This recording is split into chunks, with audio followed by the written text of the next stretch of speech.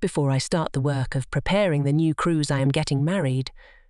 My father is still a church rector and is having the ceremony in our small village, to which I am bound by so many happy memories of a carefree childhood. Then a trip to Graz, this time as an instructor rather than a cadet. Flying in formation, diving, bombing, firing with airborne weapons.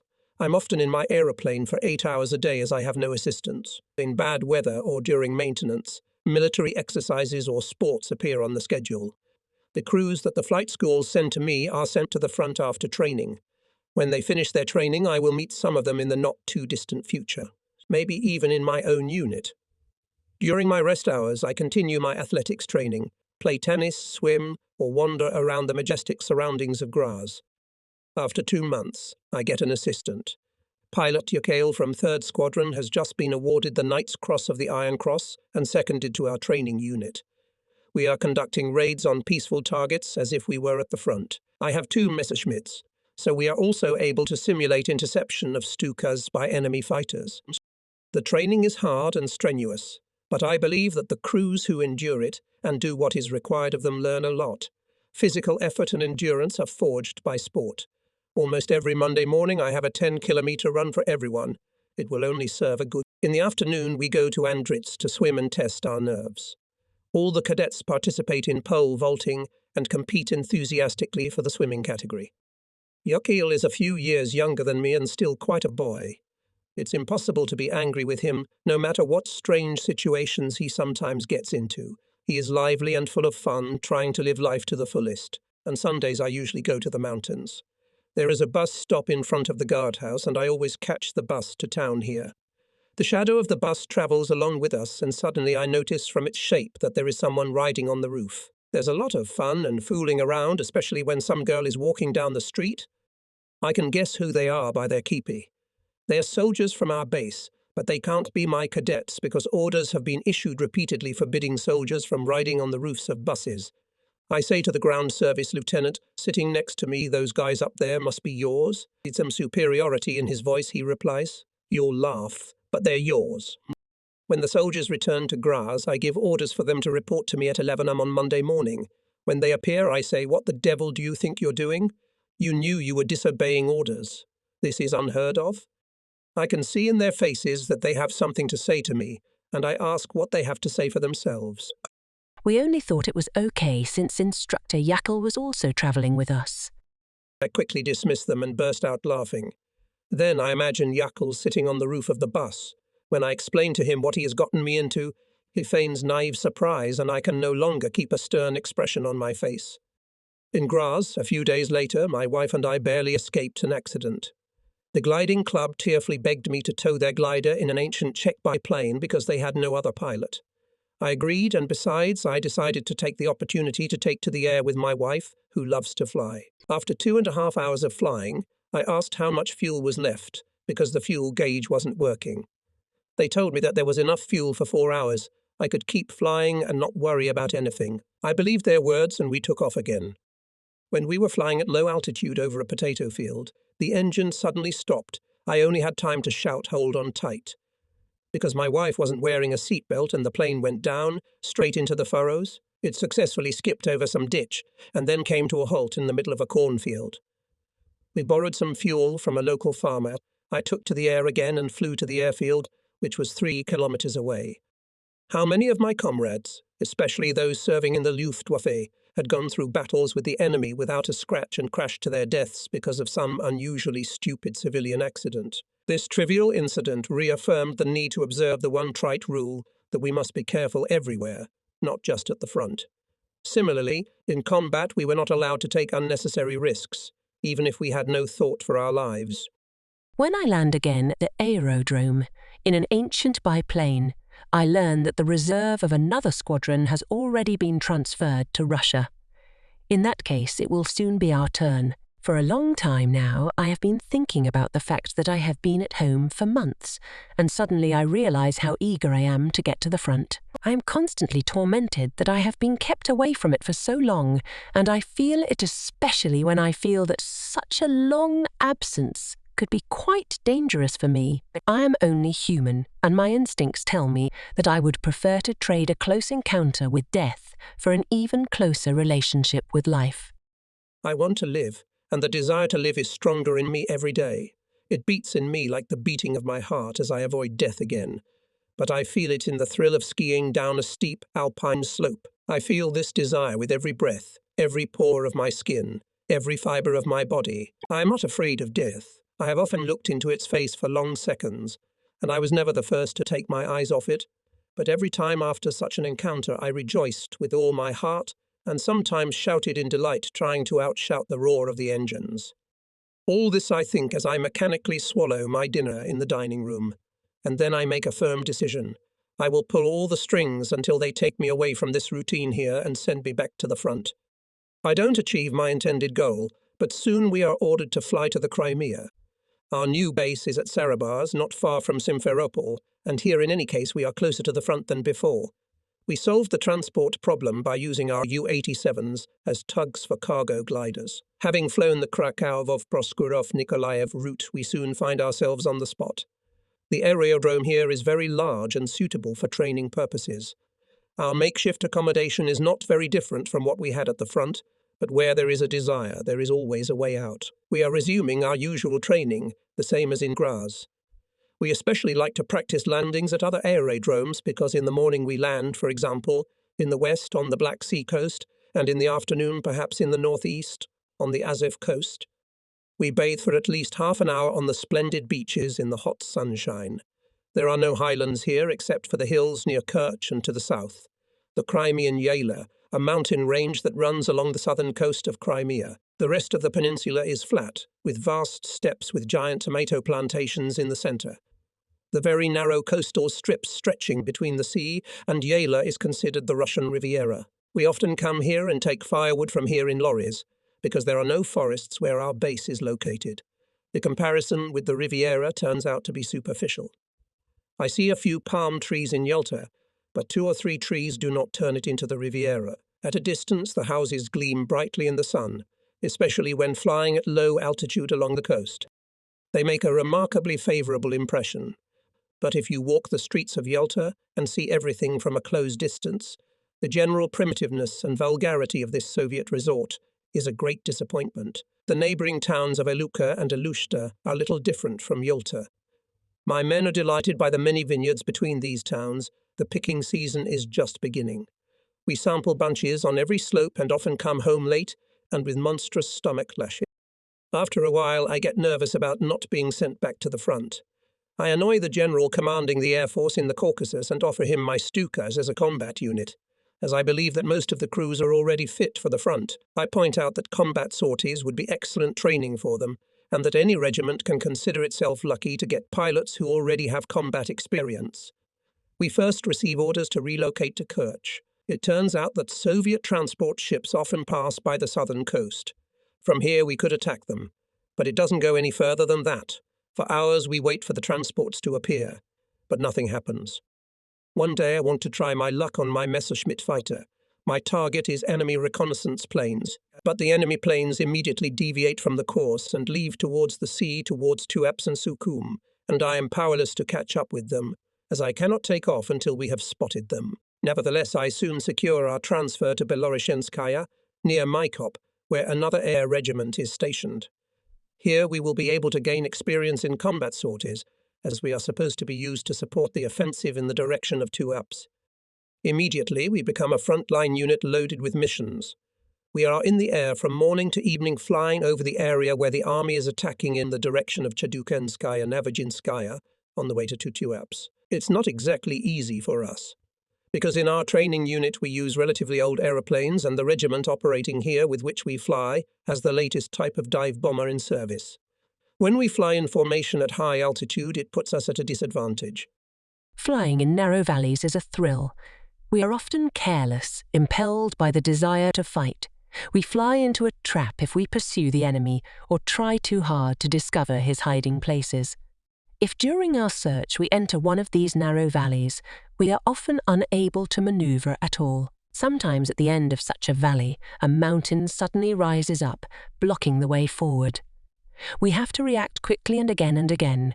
We owe our salvation only to the good performance of our aircraft. But this is still child's play compared to the situation when we find ourselves in a valley, when 200 meters above us the mountains are shrouded in thick clouds.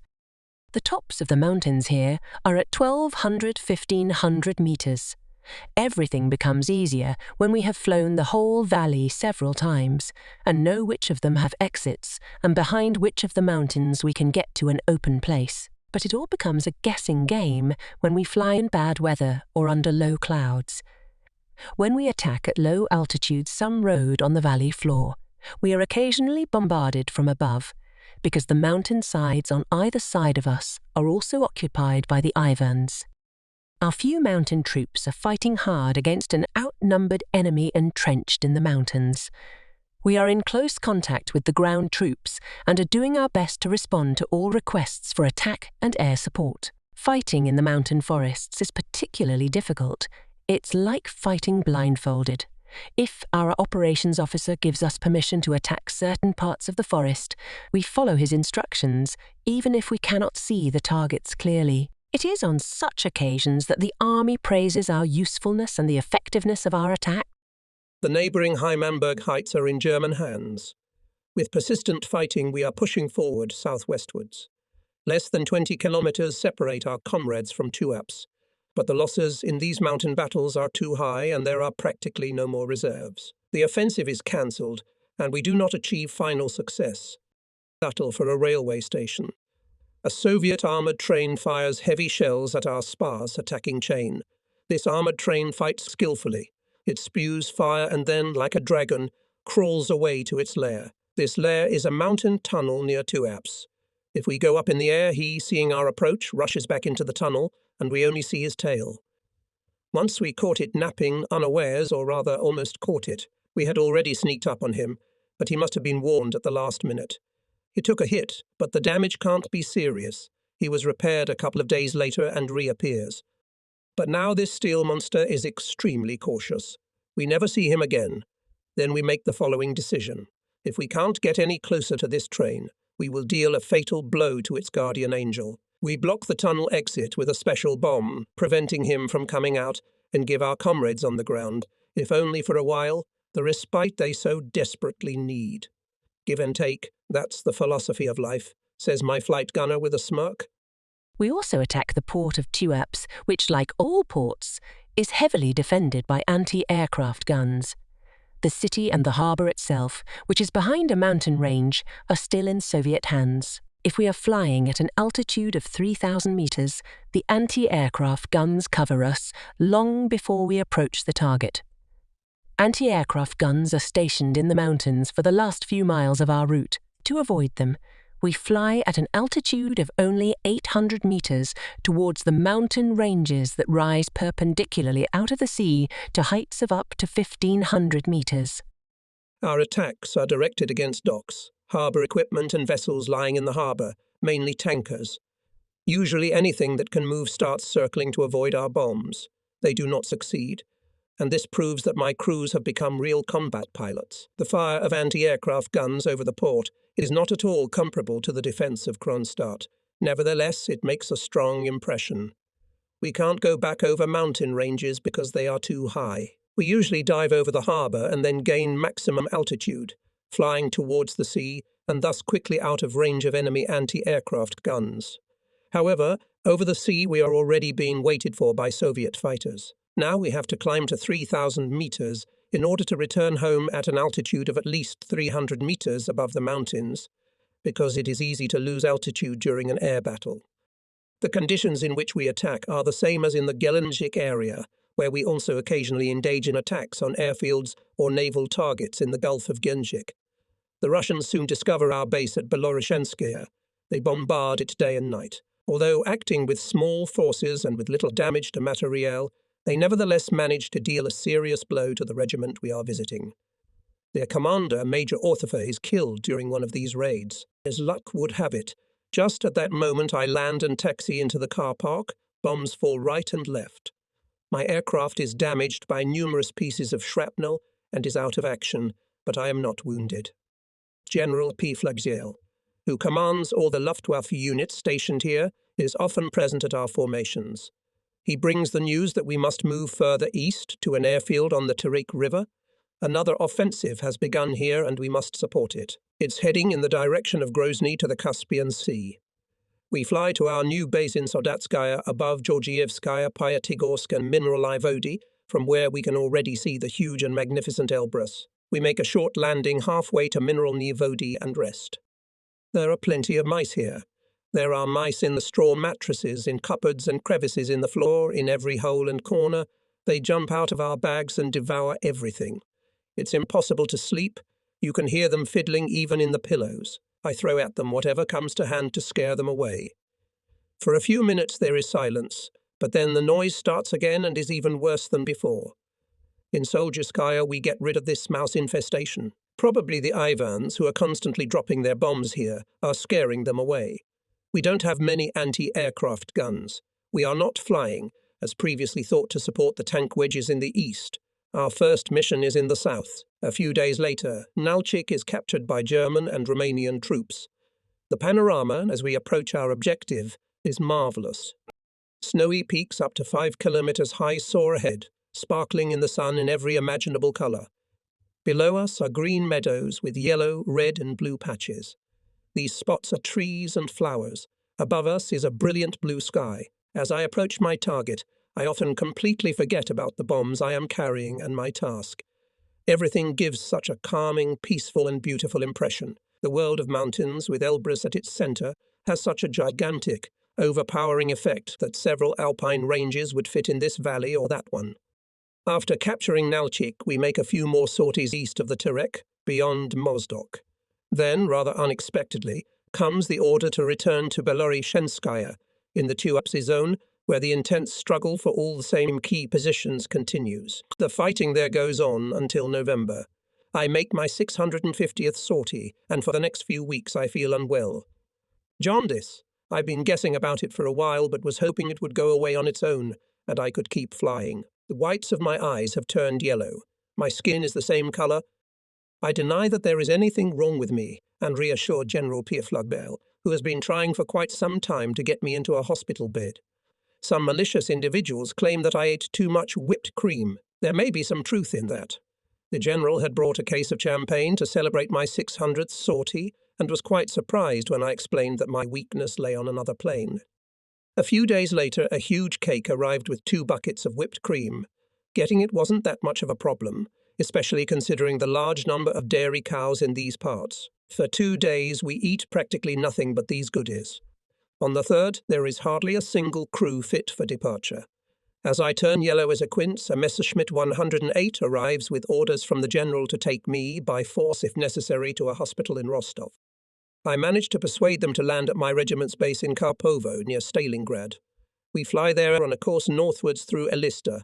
I move heaven and earth to stay with the regiment, and from here hand over command of my unit to someone else. It doesn't work out. But the regimental commander promises me the 1st squadron with which I started the company in Russia. But, first of all, to the hospital. And in mid-November I find myself in a hospital in Rostov. This hospital stay is getting on my nerves. I have been here for a whole week and I see almost no change in my condition, unless you count the fact that I do not regain my strength by strict diet and staying in bed. None of my colleagues are visiting me. Travelling to my hospital would take them too long. Although we are near the sea, it is getting cold. I can tell by the wind that blows into the room through the windows, which are mostly covered not by glass but by box lids. My attending physician is a great guy, but he has already lost all patience with me and becomes stern the day he enters my room and says unceremoniously, "There is an ambulance train to Germany the day after tomorrow. I'm not going. But you just have to go home for treatment. What are you thinking about?" He was indignant. "But you can't send me away from the front on account of such a simply ridiculous illness. This is a very good hospital, but I've been in bed enough." To leave him in no doubt that I meant exactly what I said, I tell him, I must get back to my squadron right now. The doctor is truly angry now. He opens his mouth, slams it shut again, and finally begins to protest vehemently. I take no responsibility. You got me, no responsibility. He is silent for a second, then adds vigorously, "Moreover, I have to state it in your papers." I pack my things, take my papers from the clerk's office, and go to the aerodrome. There is a mechanic working here who often repaired my regiment's aeroplanes. All I need is a little luck. It is at this moment that the repaired aircraft is rolled out of the repair shop. It happens that it has to be delivered to Karpovo, 15 kilometers from Stalingrad. I can't say that I feel recovered. My legs are braided, as if I were in a dream. Nevertheless, I attribute this not so much to the illness as to the fresh air. 2 hours later, I am standing at the aerodrome in Karpovo after a flight over Tatsinskaya Surovikino Kalaksh. The field is packed with aircraft, mostly Stukas of our regiment and a neighbouring squadron. The place itself does not allow camouflage of the machines. It is in the open steppe. The field has a slight slope. After landing, I start looking for a signpost that might tell me where our aircraft are. Soon I locate the regimental headquarters. This structure, located in the centre of the airfield, is a covered pit, referred to in military reports as a bunker. I have to wait a while before I can report my arrival to the commander. He has just taken to the air with my friend Klaus for a short combat sortie. When he returns, I report my return. There is no way he expected to see me so soon. What a sight you have! Your eyes and everything around you is as yellow as a quince. I have to come up with some excuse, and I shamelessly reply, "I'm only here because they let me go as a convalescent." It works. The commander looks at the chief of staff and says, shaking his head, "If he's fit to fly, I know more about jaundice than all the doctors put together. By the way, where are your medical papers?" Delicate question. I was in urgent need of some paper at the airfield in Rostov, and I found my certificate a more favourable and appropriate use. I have to think fast and answer in the same tone of voice. It seems to me that the medical papers have been sent. In accordance with the promise I was given 10 days ago, I take command of my old squadron. We rarely fly combat sorties. Only once do we raid one Volga wharf near Astrakhan. Our main task is to attack targets within Stalingrad itself. The Soviets have turned the city into a fortress. My squadron commander gives me the latest news. The ground staff is the same. Everyone is here, from gunner Goetz to chief mechanic Pissarik. The flying staff is a different matter, primarily due to casualties, but all the new crews I trained have been assigned to the reserve squadron. The living and service quarters are underground. In a very short time I had a sense of home again. The next day we make a sortie over Stalingrad, approximately 2/3 of which is in German hands. It is true that the Russians occupy only 1/3, but they hold that part of the city with a truly religious fanaticism. Stalingrad bears the name of Stalin, and Stalin is a god to all these young Kyrgyz, Uzbeks, Tatars, Turkmens, and other Mongols. They cling with a death grip to every pile of stones. They hide behind every remnant of a wall. Into their Stalin, they play the part of fire-breathing monsters' guards. And when these monsters stumble, the accurate revolver shots of the political commissars nail them to the ground they defend. These Asiatic disciples of total communism and the political commissars behind them are destined by fate to force Germany, and with it the whole world, to abandon the cosy belief that communism is simply a political credo on a par with many others. Instead, they must show us first, and then all other nations, that they are followers of the new creed, and Stalingrad must become the Bethlehem of our century. But it is the Bethlehem of war and hatred, of annihilation and destruction. This thought occupies our minds as we make sortie after sortie against the Red Fortress. The part of the town held by the Soviets is right on the west bank of the Volga, and every night the Russians drag everything their Red Guards need across it. Fierce fighting breaks out for city blocks, for every cellar, for every piece of factory wall.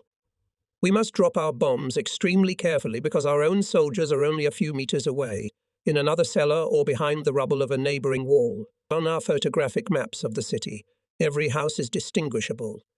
Each pilot's target is accurately marked with a red arrow. We fly with map in hand. We are forbidden to drop bombs before we have surely identified the target and determined the exact position of our troops. Flying over the western part of the city, far from the front line, one is surprised by the silence and the almost normal traffic on the roads. Everyone, including civilians, goes about their business as if the city were far behind the front lines. The whole western part of the city is now in German hands. Only in the smaller eastern part, On the very bank of the Volga, there are still pockets of Russian resistance, and here fierce attacks are going on. Often the Russian anti-aircraft guns are silenced by lunchtime, perhaps because they have already used up all the ammunition that was brought to them from across the river last night. On the other side of the Volga, Soviet fighters take off from several airfields and try to weaken our attacks on the Russian side of Stalingrad. They rarely pursue us over our positions and usually turn back as soon as their own troops are no longer below them. Our airfield is close to the city, and when we fly in formation we have to make 1 or 2 circles to gain a certain altitude. That's enough for Soviet air reconnaissance to warn the anti-aircraft gunners. The way things are going, I don't like the thought of being away for even 1 hour. Too much is at stake, we feel it instinctively. This time I am on the verge of a physical breakdown, but if they decide I am ill, it will mean the loss of my unit, and this fear gives me renewed vigour. After a fortnight during which I feel more like I am in Gades, the subterranean realm of shadows, than on Earth, I am slowly regaining my strength. In between, we visit the sector north of the city where the front line crosses the Don. Several times we attack targets near Beketov. Here anti-aircraft guns are firing particularly hard. It is very difficult to fulfill the task. According to the testimony of captured Russians, these anti-aircraft guns are operated exclusively by women. When we are going on day sorties to this sector, our crews always say, "We have a date with these anti-aircraft girls." This in no way sounds disparaging, at least to those who have flown in this sector before and know how accurately they shoot. We regularly bomb bridges over the Don north of the city. The largest of these is near the village of Kletskaya, and this bridgehead on the west bank of the Don is particularly vigilantly defended by anti-aircraft guns. The prisoners tell us that here is the headquarters. The bridgehead is constantly expanding, and every day the Soviets move more men and equipment here. Our attacks on the bridges slow the arrival of these reinforcements, but they are able to recover them quickly by means of pontoons, so that soon the crossing of the river is resumed.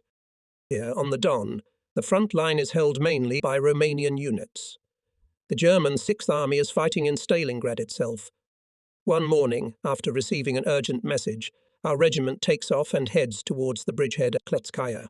The weather is bad, low clouds, it is snowing. Temperature is about 20 degrees below zero. We are flying at low altitude. But what are these units coming towards us? We're not even halfway there yet. Masses of people in brown uniforms. Are they Russians? No, Romanians. Some of them are even dropping their rifles to run faster. What a disgraceful sight. We prepare for the worst. We fly over a column of fleeing men to the north, then over artillery positions. The cannons are abandoned, but not out of action. There are shells lying around. We fly some more distance and see Soviet troops. They discover that the Romanian positions in front of them are not defended. We drop bombs, fire cannons and machine guns, but what good is it if there is no resistance on the ground? We are seized with blind rage. In our heads we have terrible premonitions. How can we prevent this catastrophe? I am firing machine guns into these boundless yellow-green waves of approaching troops, which have rushed at us from Asia and Mongolia. I have no more ammunition left, not even enough to defend myself in case of fighter attacks. I've got to get back now, refuel and replenish my ammunition. Against these hordes our attacks are like a drop in the ocean, but I am not inclined to think about that now.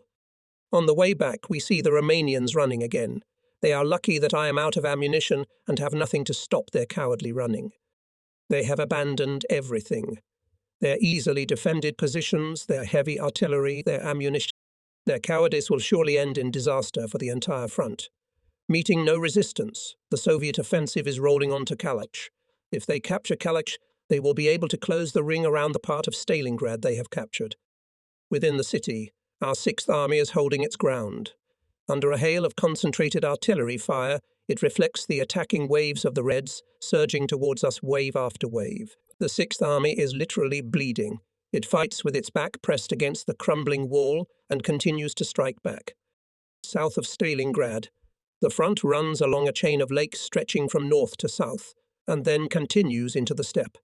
In this ocean of plains there is not a single island for hundreds of kilometers down to Little Elista. The German motorized infantry division occupying the city controls these mighty steppe spaces. Our allies also hold the gap between this division and the 6th Army at Stalingrad. The Red Army suspects that our front is weakened here, especially in the northern part of the Lake District, and the Soviets decide to break through here in a westerly direction. They're trying to reach the Don. A couple more days and the Russians reach the river. The Reds' breakthrough forms a gap in our lines and they try to reach the town of Kalakondon. This means a death sentence for the 6th Army. Two attacking groups of Russians join in Kalak and the ring around Stalingrad closes. Everything happens disconcertingly fast. Our reserves are stunned by the Russians and caught in their pincers like a trap. During this phase, one act of anonymous heroism succeeds another. No German unit surrenders until it fires its last bullet, throws its last grenade, and continues the fight to the bitter end. We fly over the cauldron in all directions, wherever the most threatening situation develops. The Soviet pressure on the 6th Army remains, but the German soldier holds firm.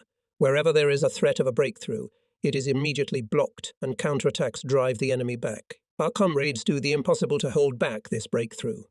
They hold their positions, already knowing that the paths to their retreat are cut off because of the cowardice and treachery that has come to the aid of the Red Army. Our airfield is often targeted by Soviet aircraft attacking from low and high altitudes.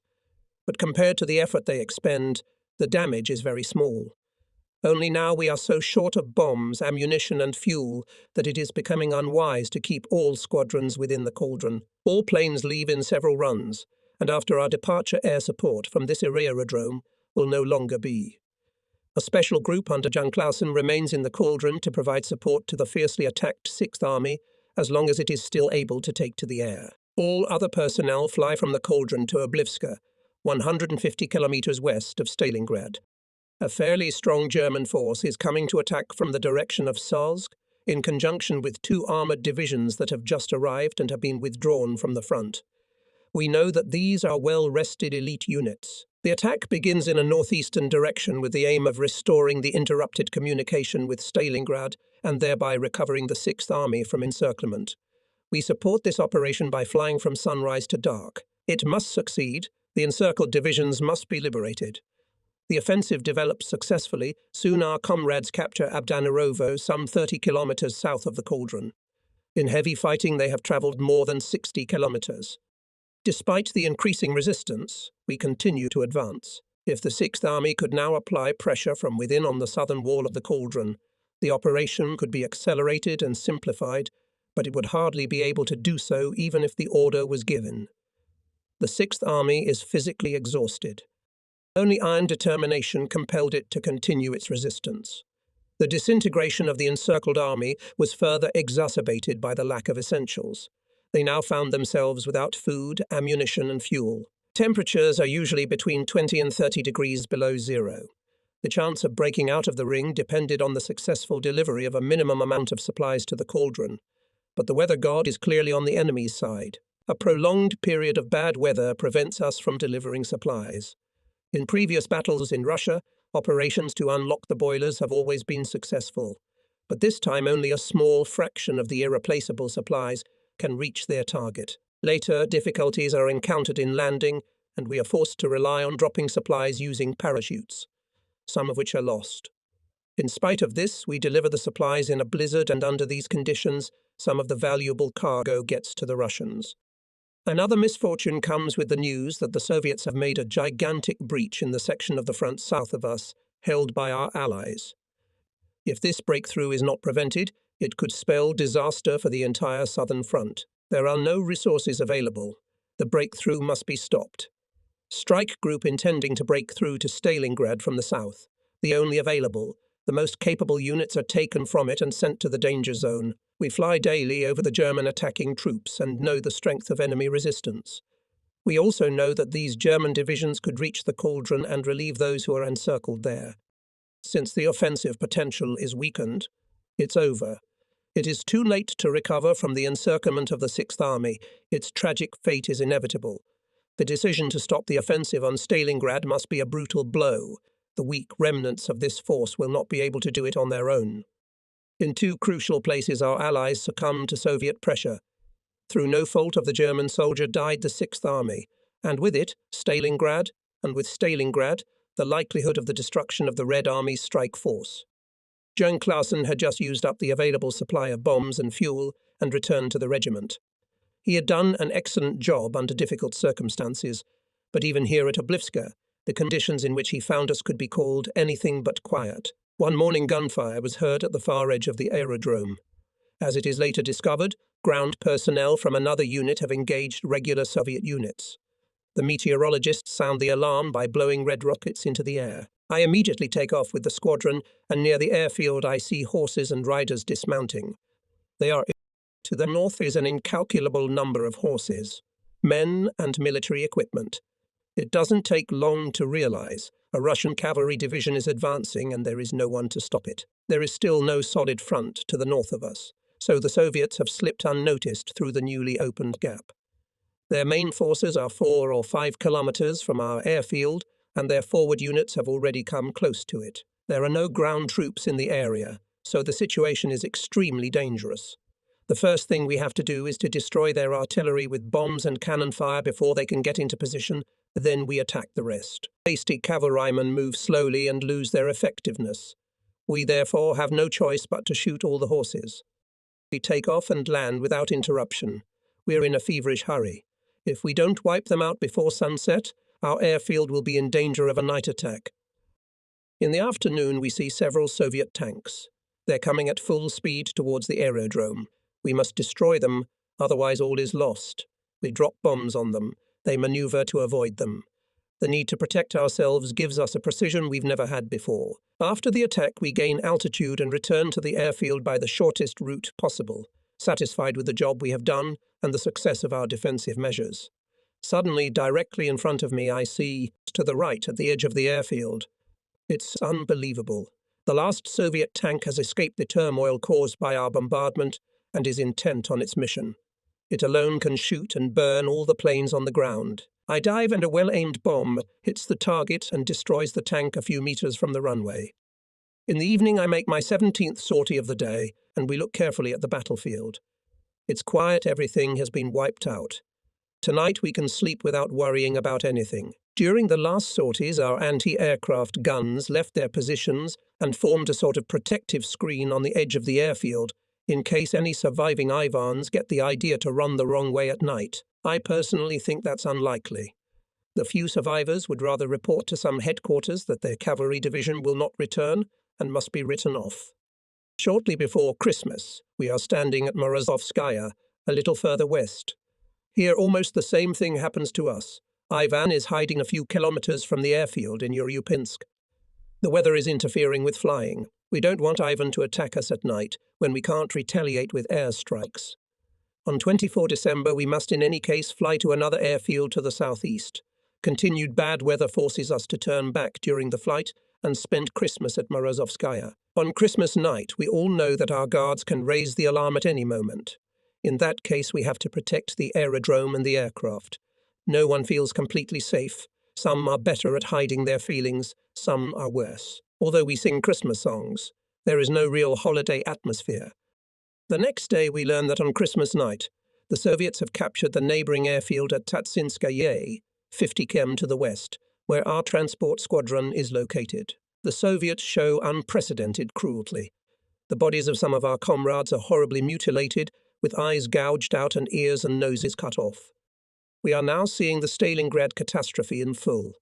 During Christmas week, we attack Soviet forces north of Tatsinskaya and near our airfield. Urgently combat-ready Luftwaffe formations are being pulled up from the rear, and fresh ground units have been formed from reservists to cover our airfields.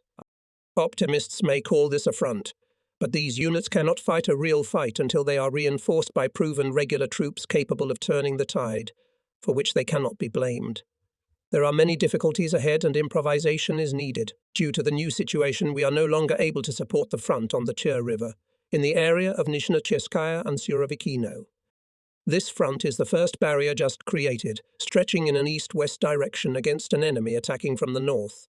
The terrain here is completely flat, and there are no natural obstacles. All around, as far as the eye can see, the steppe stretches out. The only shelter is the so-called gullies, or ravines, the bottom of which is 10 meters lower than the surrounding plain. They are relatively wide and can shelter vehicles, but only if they are stacked one behind the other. All this steppe country stretches for hundreds of kilometers from Rostov to Stalingrad. If the enemy could not be covered on the march, he can always be found in such hidden places. In clear cold weather in the morning there is often a fog. It does not dissipate until we take to the air.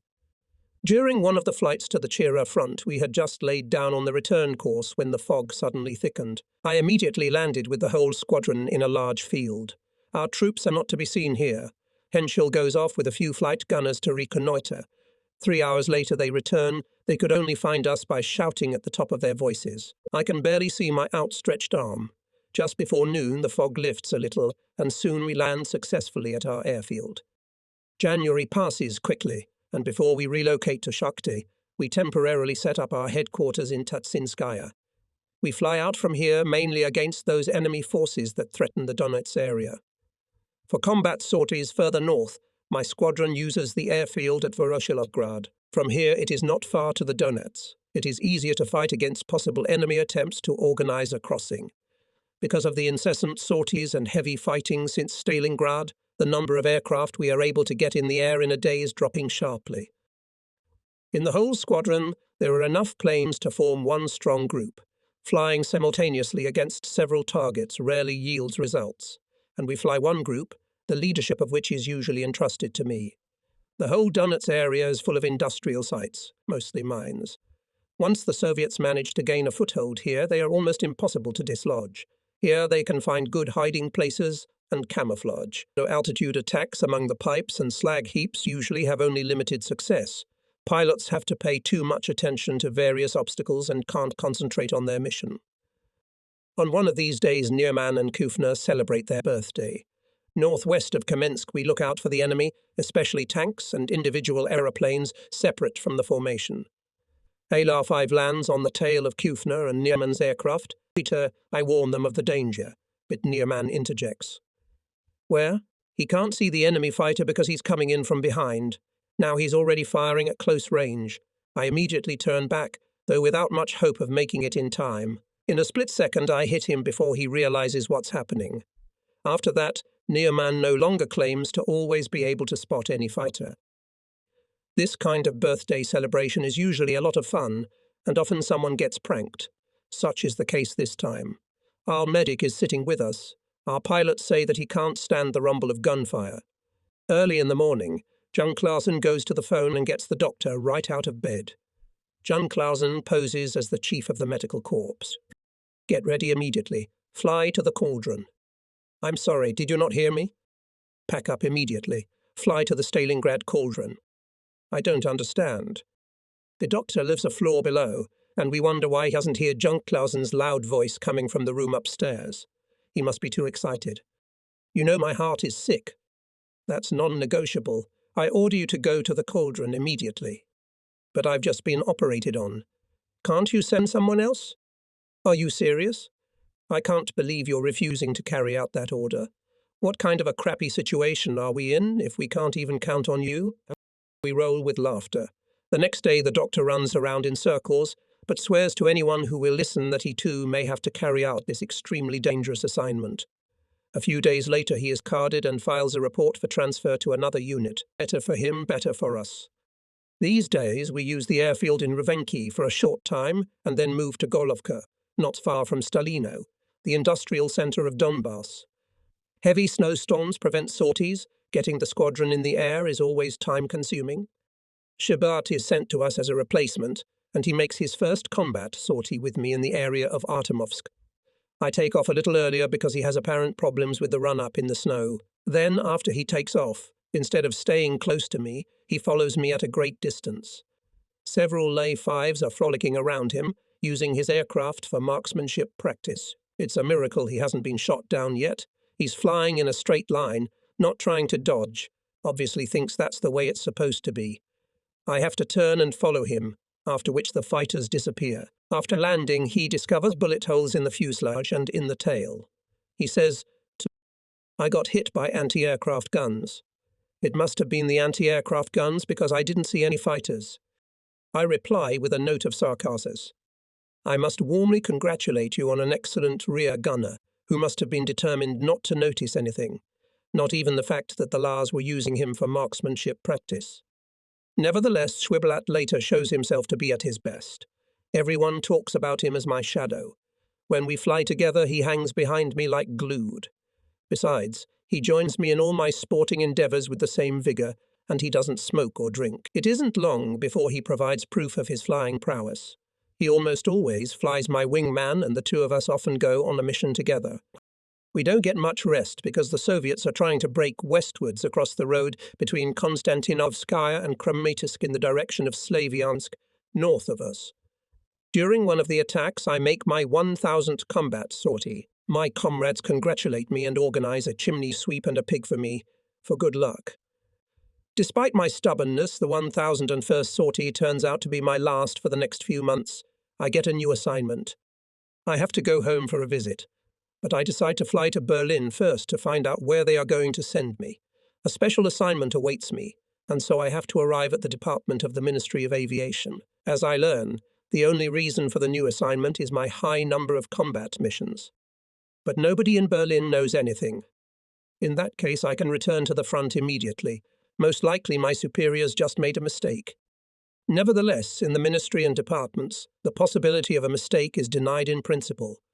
After long telephone conversations, I am ordered to proceed, at the end of my leave, to Richlin, where experiments are being conducted on the use of anti-tank weapons from aeroplanes. These experiments are being conducted under the direction of Captain Stepp, an old acquaintance of mine.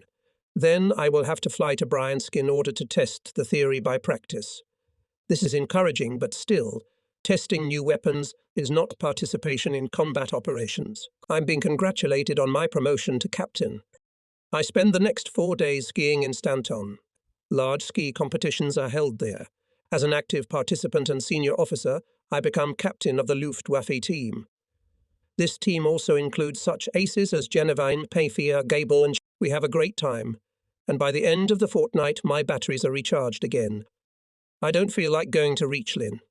It would be better to fly directly to Bryansk, where there is an experimental anti-tank aviation unit and preliminary tests are already underway. Here they are testing O-87s with a 75 ml gun mounted under the pilot's seat, and the U-87s I flew are equipped with anti-aircraft 37mm guns under the wings. They fire projectiles with a tungsten core capable of penetrating armor of any thickness. These shells do not explode until they penetrate the armor through. The U-87, which is already not characterized by high speed, becomes even slower and heavier after the installation of these guns. Its maneuverability is drastically reduced, and its landing speed increases substantially. But the benefits of using such armament outweigh the deterioration of flight performance. Experiments with the U-87 armed with a large caliber gun are soon abandoned, because the problems discovered are too serious and leave no hope of success. The first combat sortie attempted by the U-87 is accompanied by loss. My superiors are skeptical about the idea, but I am impressed by the possibility of hitting the target with an accuracy of 20-30 km. If such accuracy can be achieved, it means that the pilot will be able to hit easily vulnerable parts of the tank, if only he can get close enough. We learn to recognize the different types of Russian tanks without error and learn where their most vulnerable parts. Engine, fuel tanks, ammunition. Hitting a tank does not mean destroying it. It is necessary to hit a certain place, G, fuel or ammunition, with an incendiary or bursting shell. A fortnight passes, then the ministry wanted to know if we were ready for immediate departure for the Crimea. The Soviets are pushing on, and here we have a wider and better field to practically test our theories.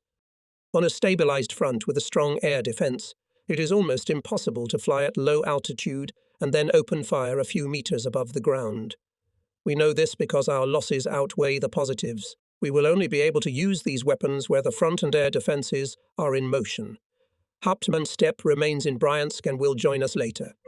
Together with all the airworthy aircraft, I fly via Konotop and Nikolaev to Kerch on the Crimean Peninsula. In Kerch, I meet my unit again. It is a pity that although I see the faces of old friends, I cannot fly with them. They are bombing the bridgehead at Krimskaya, for which there is heavy fighting. My friends tell me that the Soviet tanks that have broken through are already several kilometers from the old front line. This means, therefore, that we need to attack them, although they are still covered by the stationary and therefore powerful anti-aircraft defenses on the Russian front line. The anti-aircraft defenses are concentrated in a very limited area. After the fighting for the oil fields near the Caspian Sea was over, practically all the enemy's anti-aircraft artillery was transferred from these areas and concentrated on our section. It was transferred to the front along the route Mozdok, Pyatigorsk, Armavir et Krasnodar.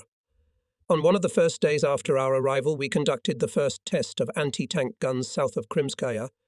The breaching tanks are 700 meters from their own positions.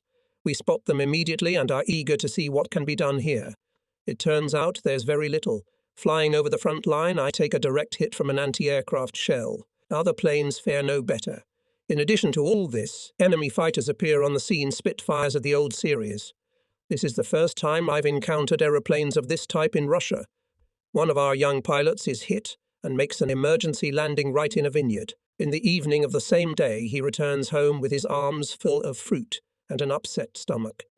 After such a start, and the modest results of our first trial, things are not looking too rosy. We get condolences wherever we turn up, and even those who are sympathetic to us think we don't have long to live. The heavier the flak fire, the faster the tactics are developed. It becomes obvious that we must always have bombs in order to suppress enemy defenses. But aircraft with anti-tank guns cannot also carry bombs because they become too heavy. In addition, a U-87 equipped with cannons cannot dive because the load on the wings becomes too great. The practical solution, therefore, is to have an escort of conventional Stukas. The new Soviet offensive gives us an opportunity to test these ideas in practice. Northeast of Temryuk, the Soviets are about to attack the front on the Kuban. They are beginning to move parts of 2 divisions across the bays in the hope that this maneuver will lead to the collapse of the Kuban front. We have only isolated strongholds with a very unreliable supply line that hold the plains northeast of Temryuk. Naturally, their striking power is limited, and there is no way they will be able to match this new Soviet operation. Our intelligence confirms the presence of a large number of boats in Yaisky Bay and near Aktarsk. They are being attacked by our Stukas, but the targets are so small and the boats so numerous that these attacks alone cannot force the Russians to abandon their plan. They scurry round the bays both day and night. The total distance they have to cover one way is about 45 kilometers.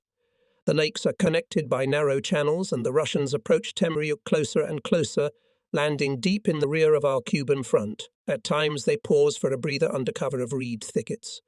When they are in hiding, it is very difficult to detect and recognize them. But if they wish to resume their progress, they must once again navigate the open water. We are in the air all day, from dusk till dark, scouring the water and the reeds for boats. The Ivans use the most primitive craft, boats with motors being rare.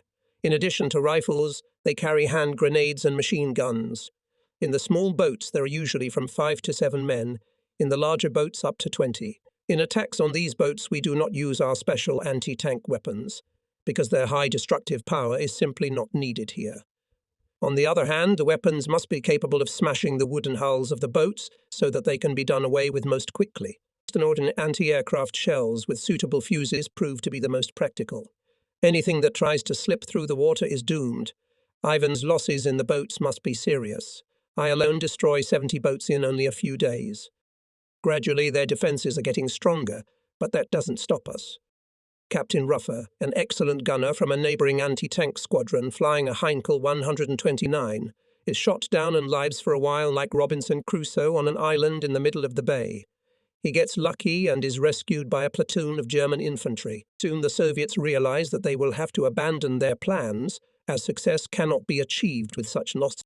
Around the 10th of May I receive news that the Führer has awarded me the Oak Leaves to the Knight's Cross, and I am to arrive in Berlin immediately to present them.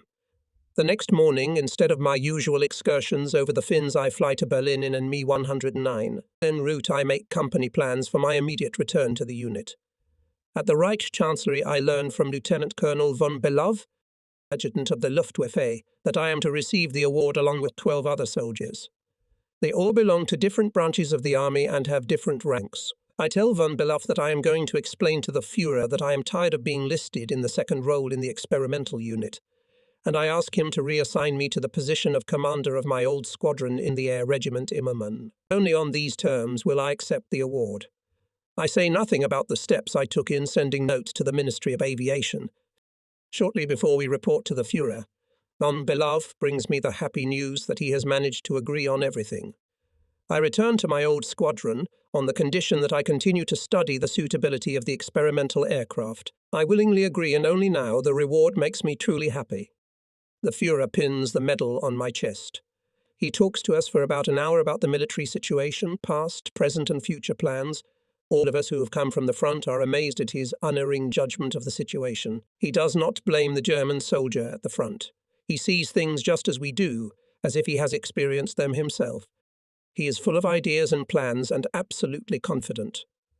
Time and again he emphasizes that we must defeat Bolshevism, otherwise the world will be plunged into a terrifying chaos from which it will never be able to escape. Hence, Bolshevism must be destroyed, even if even now the Western Allies refuse to realize how ruinous their own policies are to them and the rest of the world. He radiates an equanimity that is transmitted to us as well. We each go back refreshed, and in 2 days I return to my old unit based in Kerch and take command of my squadron. I have taken my gun-equipped aeroplanes with me, and am familiarizing the squadron with the new machines. As soon as I see an opportunity for the use of experimental aircraft, they fly out with mine. Later they form a separate anti-tank squadron, which operates independently, but in combat it remains under my command. We are followed by the rest of the aeroplanes left in Bryansk. Captain Stepp also returns to his unit. There is plenty of work for the Stuka bombers, because the Soviets have crossed the Black Sea and landed in the rear of our front. They have captured a bridgehead on the hilly coast east and southwest of Novorossiysk. We fly out frequently to attack it. Reinforcements and equipment continue to arrive at the enemy on landing barges. Anti-aircraft defences are rampant with the same vigour as over other critical points on the Kuban bridgehead. Many of my comrades make their last flight here. My commander ejects with a parachute over the bridgehead. He gets lucky and the wind carries him behind our trenches. We fly back and forth between the bridgehead and Krimskaya. Usually I, with my planes, dive almost to ground level and then leave at low altitude over the sea or over the swamps further north, where the defences are weaker. The low altitude from which the bombs are dropped improves the accuracy of the bombing. And besides, the defences have not yet adapted to our low-altitude tactics. If the anti-aircraft guns open fire as we approach Krimskaya, flying over a plain with tobacco plantings, many of the new crews become overly verbose, but quickly calm down when they hear the old guys laughing over the radio at some joke or verse from a song. Someone shouts, "Maximilian is out of it again." This refers to the commander of the 2nd Squadron. He has a habit of circling for long periods of time in the bursts of anti-aircraft shells, always slow to dive, so that the aircraft flying behind him lose their bearings. Self-confidence and coolness are soon passed on to the newcomers. I often do a loop, barrel roll, or some other trick, and then wonder what the anti-aircraft gunners are thinking at that moment, probably thinking that I wanted to have fun and play some game with them. The weather does not prevent combat sorties. It's almost always bright blue skies and sunny. When there are no sorties, we go for a swim in the sea, in the Azov Sea or the Black Sea. There are a lot of great beaches in these places. If Schwerblatt and I want to dive, we go to Kerch Harbour, where there are harbour cranes and piers of sufficient height. The airfield at Kerch is packed with aircraft, and we move to Kerch-Begerovo, 10 kilometres to the west, camping in a collective farm. There is plenty of wood here, and we soon build ourselves a barrack for a canteen. Fuel is scarce at the moment, and we fly only if absolutely necessary. Thus, we have a lot of free time these weeks, which everyone spends as they wish. Schwerblatt and I run 10 kilometres almost every day, and soon we are well acquainted with the whole area, not only from the air. Every night we are visited by Soviet P-2s and old DB-3s. They bomb mainly the railway station, the harbour and the airfield at Kerch-V. Here we have anti-aircraft guns and also, from time to time, a few night fighters fly out to hunt. We usually see the Russians flying back and forth almost every time someone goes down in flames. Our opponents are not very skilled at night fighting. Obviously, they need more practice. Sometimes they just get lucky. One day a bomb hits an ammunition train on the sidings, and for hours the flashes light up the night sky with a ghostly glow, the ground shaking with explosions. Pretty soon these raids become part of our normal routine. We stay in our beds and sleep. Otherwise, lack of sleep will affect our raids the next day, and this could lead to disaster. It is the last days of June, and our time in the Crimea is coming to an end. Minister Speer is in Kerch in connection with an extensive construction project and pays us a visit on his way back. At the same time, our unit is visited by a Japanese delegation. At the same time, Colonel Kupfer, commander of the Immelmann, celebrates his birthday, a significant cause for celebration. The beautiful garden at the regiment's summer headquarters is alive with cheerful music, but the army band is a bit of a faux pas. They play in succession all the things they are not required to play. Everyone has his own choice. At hours like this, everyone forgets that home is so far away and the war goes on. We are all transported in time and space to an invisible world of beauty and peace in which there is no Crimea, no bridgehead, no bombs and suffering. Such hours of rest and dreaming warm our souls. By early July, Soviet pressure is easing, and the German front is stabilizing. It passes between Krimskaya and Moldavansky, having moved back quite a bit. We never managed to get started on the heating in our barracks, and on 4 July we receive an urgent order to move. No one knows exactly where we are going. Today we are to fly to Melitopol. Here we will receive our orders for tomorrow. We are flying north over the blue waters. Melitopol is a transport hub far behind the front line.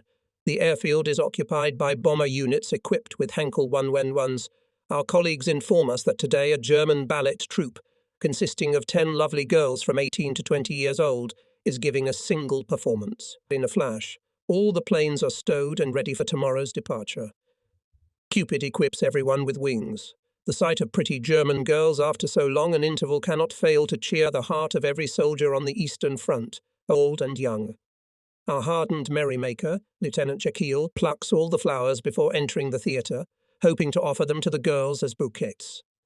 In trying to uphold the honour of their regiments, the army is not about to relent, and we are all involved in a fierce competition with them. I am not quite sure whether we will succumb to female charm, or whether, after a few years spent in Russia, any girls will seem more or less attractive to us. Schwerblatt is also in doubt. Finally, he says that it would be better if we went for our usual 10-kilometre jog, and then we could avoid all these doubts. In the morning, the engines hum their familiar song again. We now know our destination, Kharkov. We land at an aerodrome north of the city and camp nearby. The city itself makes a good impression and is without a doubt one of the sights of Soviet Russia, of which there are. The high-rise house on Red Square is a typical example of Soviet architecture, and, although damaged, is still an object of Ivan's pride. The rest of the beautiful buildings date back to the time of Tsarist Russia. The city has parks, an extensive network of boulevards, a theatre and many cinemas. The next morning, as soon as dawn breaks, we take off and head towards Belgorod, our operational area for the next few weeks. On the ground, we meet old acquaintances from the Eastern Front, the shock divisions we are happy to fly to support. We know we will soon be on the offensive, and we will have no unpleasant surprises. In addition to the armoured divisions, the Sested Head and Greater Germany divisions are at the front. The aim of this offensive is to strike northwards towards Kursk, which is occupied by large Soviet forces. We should strike diagonally into the base of the Kursk bulge, which extends westwards to Konotop and is bordered on the south by the Belgorod and on the north by open terrain south of Orel. Ideally, it would be possible to reach the Orel-Belgorod line, but can the forces thrown on the offensive achieve this? We are in the air from dawn to dusk, ahead of our tank wedges, which soon cover 35 kilometres, and reach the outskirts of Oboyan. The Soviet defence is strong, especially the anti-aircraft defence. On the first morning approaching Belgorod, I see on my left and above me a formation of Heinkel 1111s. Anti-aircraft guns open fire on them. One aircraft explodes in mid-air and explodes into small pieces. It's a sight that would harden anyone. The sacrifices of our comrades must not be in vain. Later we attack the positions of these anti-aircraft batteries. During low-altitude attacks, I often cast my eyes on the wreckage of the downed Heinkel, glistening in the sun. After lunch, one of the Luftwaffe officers comes up to me and tells me that my cousin was killed that day. I tell him that my brother must have been shot down this morning northwest of Belgorod. While in a Heinkel 111, he wonders how I can know exactly how it happened. My cousin is the third person killed in our family, later his father. My uncle also goes missing. Over the next few weeks our regiment takes some serious hits. My comrade in training school, Captain Wuttke, commander of the 8th Link, is killed. Also killed is Lieutenant Schmidt, whose brother was recently killed in an air battle over Sicily. In the cases of Wuttke and Schmidt, it is not entirely clear whether their aeroplanes exploded on entering the dive, or at the moment the bomb ejector was pressed? Could some diversion have caused a short circuit that caused the explosion? The same thought comes to us when other similar incidents occur. But at that moment, in spite of the most careful investigation, we could find no definite evidence. During these sorties, a tremendous tank battle rages below us. A picture we have rarely had the opportunity to see since 1941. Masses of tanks tearing towards each other across the treeless plains. Enemy anti-tank guns are placed in the rear and camouflaged. Sometimes the tanks themselves are buried in the ground, especially when they cannot move but still retain the ability to fire. Numerically, the Soviet tanks are much larger. Qualitatively, the superiority of our tanks and armaments is immediately apparent to all. For the first time, our Tiger tanks are used in large numbers. All our tanks fire much faster and their accuracy is higher. One reason for this is the better quality of our weapons, but the decisive factor is the more skillful use of them. The most dangerous thing for our tanks is the Soviet heavy and super-heavy anti-tank guns, which are mounted at all key points on the battlefield. Since the Russians are masters of camouflage, spotting and neutralizing their anti-tank guns is very difficult. The sight of this mass of tanks reminds me of my aeroplane from the experimental air unit, armed with cannons, which I took with me from the Crimea. With so many enemy tanks below, one might try to test it again. True, the anti-aircraft defense covering the Soviet tanks is very strong, but I tell myself that the two groups are 1.5 km apart, and as long as I don't get a direct hit from an anti-aircraft shell, I can always try to land the damaged plane behind our tanks. And here I am flying in a plane armed with anti-tank guns, and behind me are the Stukas with conventional bombs. The attempt is made. During the first attack, 4 tanks explode from a direct hit of shells from my guns. By evening, the total count comes to 12.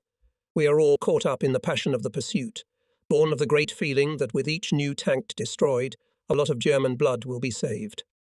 After the first day, the mechanics have plenty to do because almost all the planes are damaged by anti-aircraft fire. The life of such an aircraft is not long, but the main thing is that the devil's spell is broken, and having this aircraft, we have a weapon that can be quickly placed everywhere and can successfully fight the massive Soviet tanks. This discovery and its practical application is heartening to us all. In order to secure the arrival of these experimental aircraft, all crews are ordered to join us immediately. Thus, an anti-tank unit is formed. For operational purposes, it is under my command. The following days and battles complete the picture, and we are not left with success. While the anti-tank planes go on the attack, part of the bombers seek to suppress the ground defences, the rest circling at low altitude like a hen over her chickens to protect the anti-tank planes from the attack of enemy fighters.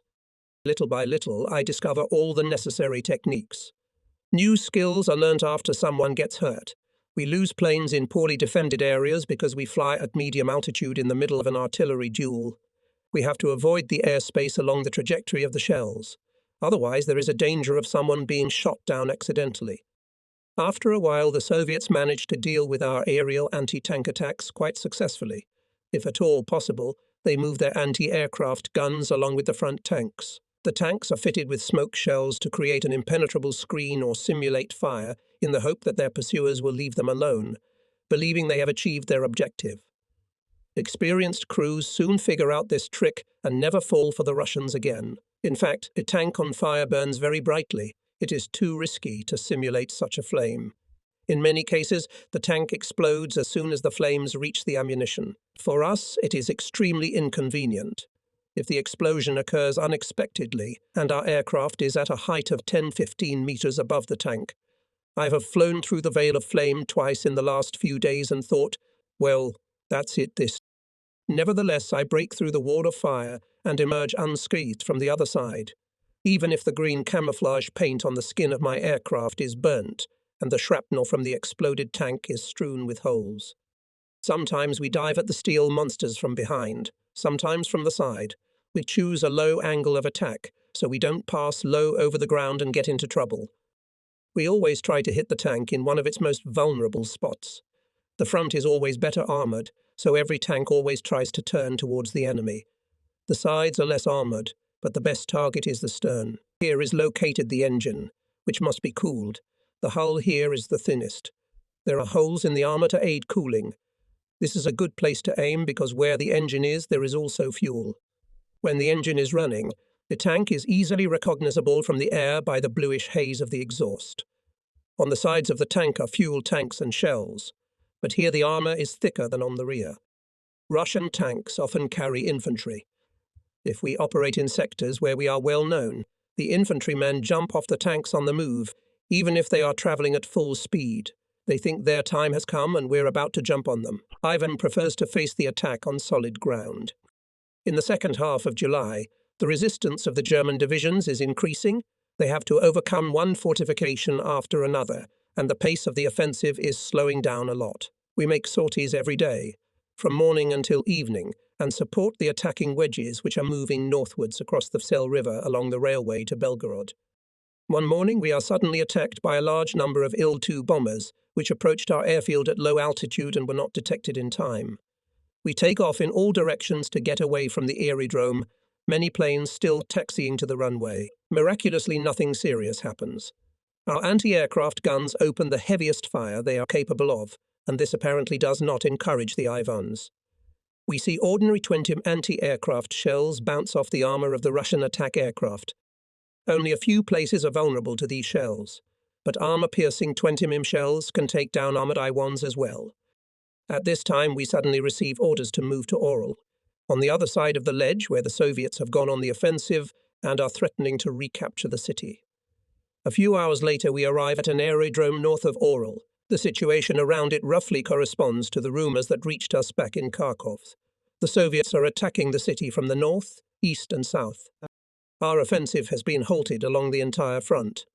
We clearly understand why this has happened. First, the Allied landing in Sicily, and after that, the putsch against Mussolini. Each time our best divisions had to be withdrawn from the battle and transferred to other places in Europe. How often we say to each other during these weeks, the Soviets have only their allies to thank for still existing as a military force. August is a hot month for us in every sense of the word, and there is a fierce struggle in the south for possession of the Chromes.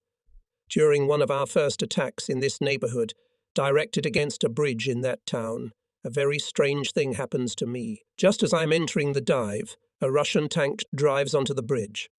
A 500 kg bomb aimed at the bridge hits it when it's halfway across, causing both the tank and the bridge to shatter into small pieces.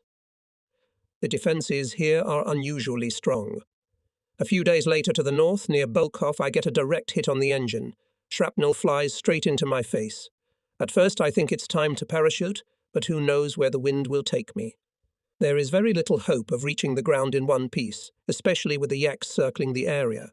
Nevertheless, I managed to make a forced landing with my engine stopped at the very German leading edge. The infantry unit occupying the area takes me to our airfield a couple of hours later. I immediately take off for the same area. It's a strange feeling to return to the same spot where you've just been shot down, but it takes away the hesitation and gloomy thoughts of the risk you're taking. We're going to hit the anti-aircraft battery positions. I'm up high and I can see them opening heavy fire on our formation. Their positions can be recognized by the flash of their guns. I immediately attack them and order the planes accompanying me to drop their bombs on the Russian anti-aircraft gunners at the same time as me. I fly home with the pleasant feeling that the enemy also got it.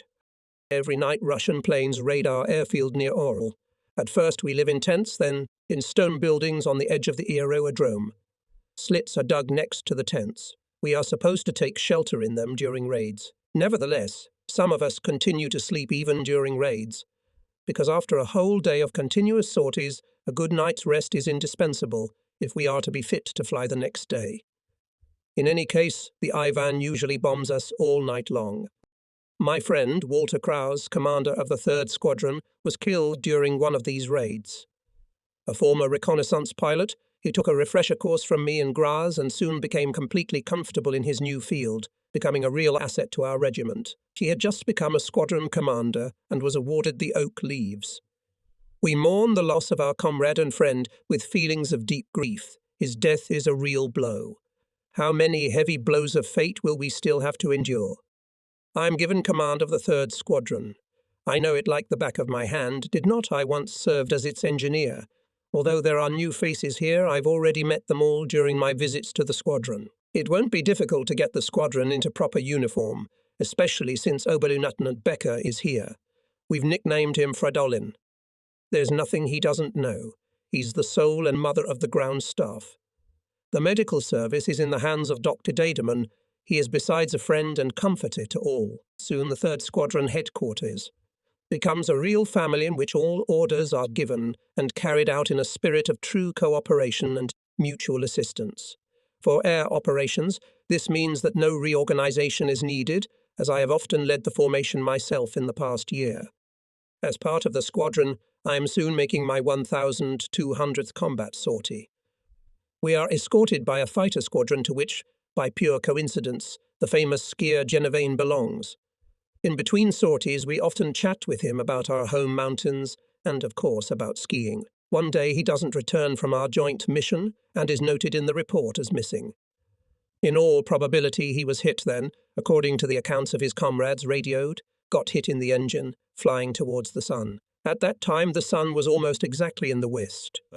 He could not have chosen a more unfortunate course, because after the breakthrough to the north of us near Bolkov, the Soviets had managed to make a bulge in our front line in the shape of a funnel tapering from east to west. Consequently, if Genevieve flew westward, he found himself over the center of this funnel and landed in Russian-occupied territory.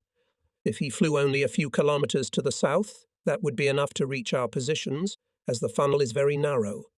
Near Orel, the streak of failure continues unabated. The adjutant of the Knights HQ is Horner, a Knights Cross recipient and one of our senior officers in our squadron. After his aircraft is hit by anti-aircraft fire northeast of Eagle, it abruptly loses altitude and crashes on no man's land. Horner does not emerge from the cockpit of the aircraft, lying on the slope of a small ravine. At first I believe he made an emergency landing, although it seems to me that he was badly injured while in the air, and when his plane hit the ground the impact was too great. Having flown over the place several times at low altitude, I could detect no movement in the cockpit. Our medic gets to the wreckage with the help of infantry soldiers, but it is too late and the crew cannot be saved. It takes a priest with him, and soon our 2 comrades are at eternal rest. For the next few days in our squadron, almost nobody speaks. The pilots exchange the most necessary words. The bitterness of these days suppresses us all. It is the same in other units. During the morning attack on important artillery positions east of Orel, a group of aircraft from the 1st Squadron flies with my 2nd Squadron, commanded by Captain Yakel. He has become an excellent pilot and has a favorite trick which he does now and then. Wherever he sees an enemy fighter, he attacks it, even though it is far superior to Yakel's dive bomber in speed and power of onboard weapons. Back on the Kuban front, he made us laugh many times. He believes that his aircraft is particularly fast, and at full throttle he leaves other aircraft far behind. This cheerful joker often shoots down fighters. He reminds me of a deer trotting through the woods in search of a hunter, and when he finds one he rushes to the attack with his head bent and antlers out in front. He is the life and soul of the squadron, never once repeating himself or stopping. He can tell jokes from 9 o'clock at night till 4 in the morning. Of course, he also has Boniface Kieswetter and other ballads in his repertoire. This morning he has attacked with other aircraft a neighbouring battery, and we return to base. We are just above the front line when someone shouts, "Fighter planes!" I see them. They are far away from us and show no intention to attack. Yakel turns round and picks a fight with them. He shoots one down, even Fat Jensch. His flight gunner, at other times reliable and responsible, is probably eyeing the sides rather than in front of him. Another Lay-5 comes in on their tail. I see Yakel's plane go down steeply from a height of 600 meters, flip upside down with its wheels upside down, and explode from the impact with the ground. I can only guess that in the lust for battle Egbert forgot how low he was flying and should not have been carried away by his acrobatic numbers. Here we have lost him. Many of us have the same thought. Now that the old men are leaving one by one, I can tell exactly when it will be my turn just by looking at the calendar. Everyone faces the end. Sooner or later, we all wait, and failure keeps us going. Living in constant danger encourages fatalism and a certain insensitivity. No one jumps out of bed anymore when bombs fall on us at night. Deadly tired after flying all day, we half asleep, we hear bombs exploding somewhere very close by. Things are getting worse in the breakthrough zone to the north of us. Khrushchev, northwest of us, has just been threatened. In order to spend less time flying to targets and to fly to Zizdra sector, which is even further north, we are relocating to Khrushchev airfield. The fighting is in the forests, where it is very difficult to see anything from the air. It is easier for the Reds to camouflage their positions, and it is very difficult to attack them. I very rarely see tanks below, and so I fly more often in a normal bomber. Since I have assumed command of the squadron, the anti-tank group cooperates even more closely with the other machines, and the staff work, both technical and tactical, is quickly adapted to the use of anti-tank aeroplanes. We stand at Crimea for a short time. There is talk that we will soon be transferred again to the south, where the situation is critical. After several sorties to the Bryansk area, we do return to Kharkov.